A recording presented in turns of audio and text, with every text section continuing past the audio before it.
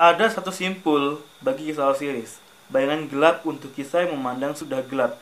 Kita sudah mengenal seseorang saudara perempuan Isis, Nephthys, dan ada kesan tentang ketidakpatutan seksual dengan Osiris. Mungkin hubungan seksual yang lepas dari keagungan. Namun kemudian Nephthys menggunakan kekuatan magisnya untuk membantu Isis dalam pencarian jasad Osiris dan membantu juga menyambungkan bagian-bagian tubuhnya lagi. Maka Nephthys adalah sosok yang mewakili dari sisi gelap dari kearifan. Jatuh tetapi punya kemampuan menyelamatkan. Dalam mitologi Kristen, sosok yang sama ini, dorongan spiritual yang sama ini muncul lagi sebagai Maria Magdalena. Kita telah mengikuti sejarah kejatuhan. Kita telah melihat bahwa kejatuhan bukanlah jatuhnya roh manusia ke dalam sebuah alam material sebelum ada. Membayangkan seperti itu merupakan kesalahan yang mudah dan biasa, melainkan sebuah kejatuhan yang menjelaskan tentang tubuh manusia menjadi lebih padat seperti alam materi menjadi lebih padat. Kita hidup di dunia yang jatuh hanya karena banyak sekali roh yang membentuk kita tumbuh dan berkembang.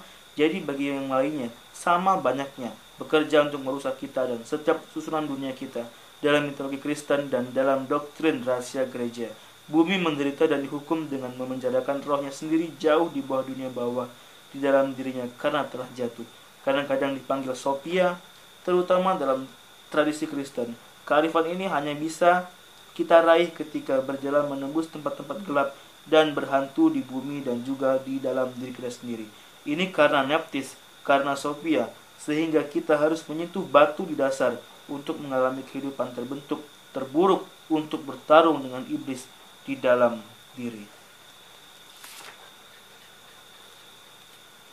Untuk menguji kecerdasan kita hingga batasnya dan melakukan perjalanan ke sisi lain kegilaan. Kita tahu dari Plutarch bahwa dalam zaman kuno Isis disamakan dengan Athena, dewi kebijaksanaan Yunani.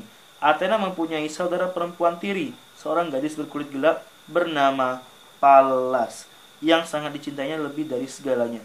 Tanpa takut-takut, mereka bermain-main di tanah datar Anatolia, berkejaran, bergulat, dan berpura-pura berkelahi dengan tombak dan tameng.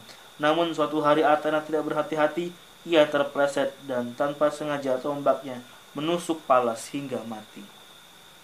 Sejak itu, ia menyebut dirinya sendiri Pallas Athena untuk mengakui sisi gelap pada dirinya sendiri. Tepat seperti dalam kisah Nephthys yang mewakili sisi gelap Isis. Ia juga memahat sebuah patung dari kayu hitam sebagai kenangan bagi Pallas. Patung ini disebut Palladium, dipahat oleh tangan seorang dewi dan dicuci dengan air matanya. Dirujuk sebagai objek kekuatan perubahan dunia dalam zaman kuno. Masyarakat Anatolia menyimpannya di ibu kota mereka, Troya, yang merupakan kota terhebat pada zaman kuno. Orang-orang Yunani ingin tahu apa yang dulu diketahui oleh orang-orang Troya. Ketika mereka membawanya dengan penuh kemenangan, kepemimpinan masyarakat dunia diberikan kepada mereka.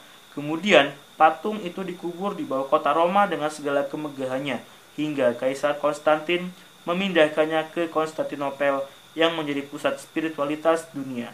Kabarnya, sekarang patung itu disembunyikan di suatu tempat di Eropa Timur.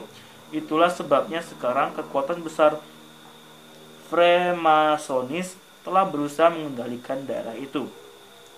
Pemujaan Nephthys, setara antara Yunani dan Kristen, membentuk aliran-aliran yang paling gelap dan kuat dalam pemujaan.